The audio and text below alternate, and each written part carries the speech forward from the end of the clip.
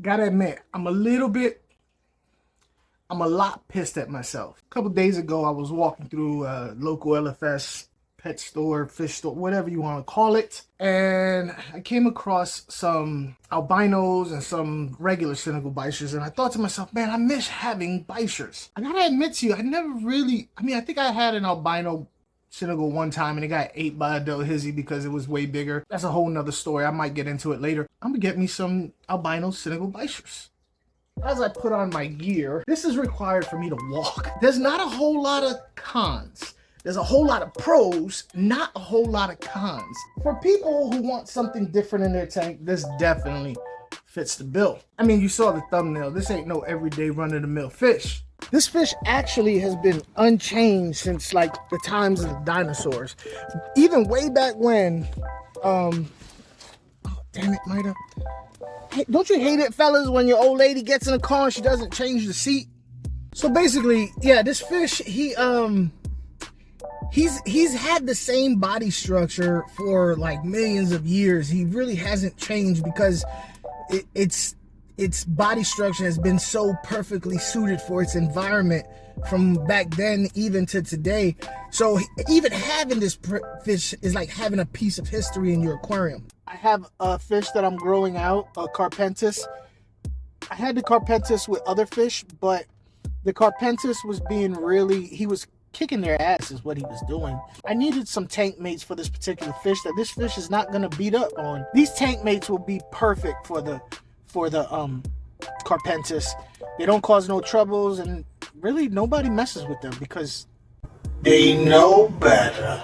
Alright, so I fully intended to video me picking out the fish and all that, but there was so much going on there. It was so busy, and a lot of times when I go there, sometimes I actually help out because, you know, channel sponsor, they need my help, whatever. These are albino Senegal Bichirs. Depending on who you are and what you decide their names are, like if you tell me no, they are called Bichirs, well then I'm probably gonna definitely call them bikers just to piss you off because that's the type of dude I am. If you call them Bichirs and you're adamant about them, then I will probably insist on calling them Bichirs just because I'm just that type of dude and I love how pissy people get over the name. Bichir, Bichirs are the two ways that I don't know how people call them bikers, but whatever. I do have a video that talks about keeping Bichirs, bikers, Bichirs.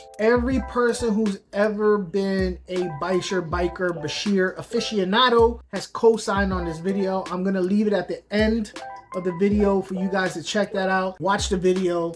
I think you'll be very happy with this species as far as whether you're getting a smaller one like this or a larger one. Anyway, the reason why I want this particular type is because they don't get that big. They only get this particular type and again, I only go off of what I know. The Senegal Bichir will get 8 to 10 inches. Now, this is an albino. I have never seen a 10-inch albino biker. I've never even really seen an 8-inch albino biker. I've seen an 8-inch regular Senegal, but I've never seen an 8-inch albino Senegal. Albinos typically are not as hardy as the brown Senegals.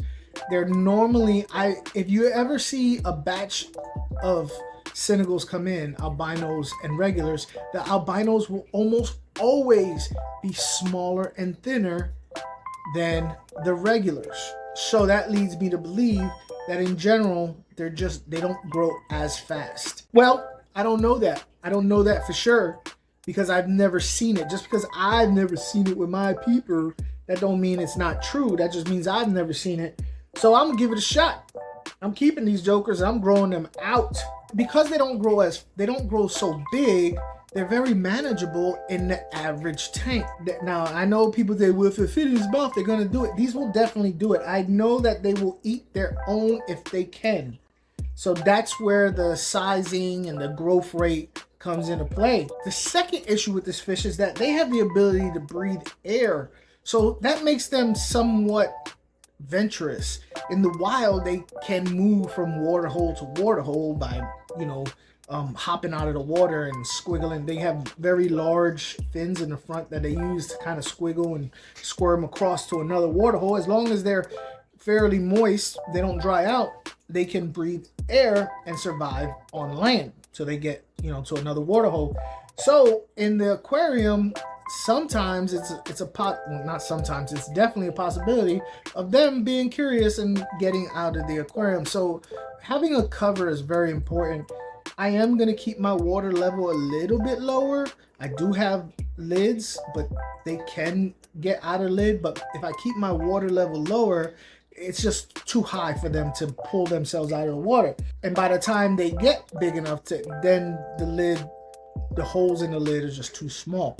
So I got to keep my water level a little bit lower than I like, but not bad at all. As far as food goes, they'll eat pretty much anything on the bottom. They'll eat live food if they can, they have the two barbels and their eyesight's crap. So they use the two barbels to find food more than anything else. But after they get comfortable in your aquarium, they're not afraid to move up to the top to grab their food, but they will prefer to eat on the bottom. If you can feed them meaty foods, that's what they want to eat. Shrimp pellets is a good thing to feed them. It drops down to the bottom. They can smell it and gobble it up. Frozen foods. The biggest problem with feeding them is a lot of the foods that they want to eat, most other fish in the aquarium can get to first. So a lot of times if you have these in a community tank, it's best to feed the other fish first with like some type of pellet or something like that. Then drop their food at night, because they are really, really good at finding their food in dark. They come from murky water, so they'd be able to find their food in the dark way better than the other fish can. So they have a better chance at getting it. Ultimately, the reason why I went with this fish is because the fish that I'm putting them in with, these guys in with, is a Carpentis cichlid. This Carpentis cichlid, when I got her, she was very out in the open because she was being very dominant and she beat up the other fish. Once I removed the other fish from the aquarium so she wouldn't beat them up no more, she hid all the time. So I was like, I need to put something in there that will kind of, make her come out more, kind of like a ditherfish type of deal, but she can't pick on. The cool thing about these particular fish is, one is other fish really don't pick with them. Two is if they do pick with them, these guys are so strong and so well armored, and they will turn around and defend themselves. They normally don't get messed with. So I have no fear of putting these in here with this Carpentis. All right, so this is the dude who I put the Bichirs in with, but he wasn't having it with the Bichirs either. I honestly thought that the Bichirs were going to be cool with him, but he started tearing up those guys too. Look how little he is. So I had to move the Bichirs into another tank, which, in all honesty, the Bichirs are going to like a lot more. Here, let me show you where they're at now. So this is where the Bichirs ended up, in this basically community tank with a whole bunch of different stuff in it. You got some different types of cichlids. You got some moles and some swordtails and some plecos and some all kinds of stuff in here, which they'll be fine in. And when they get bigger, maybe we'll try it again. But this is the type of environment, in all actuality, they really will enjoy more than anything else. So I might actually hit up my friend about maybe getting a bigger, cooler Bichir. I don't know. We will see. Stick around and find out what I do about my Bichir situation. I think I might have to get a bigger Bichir.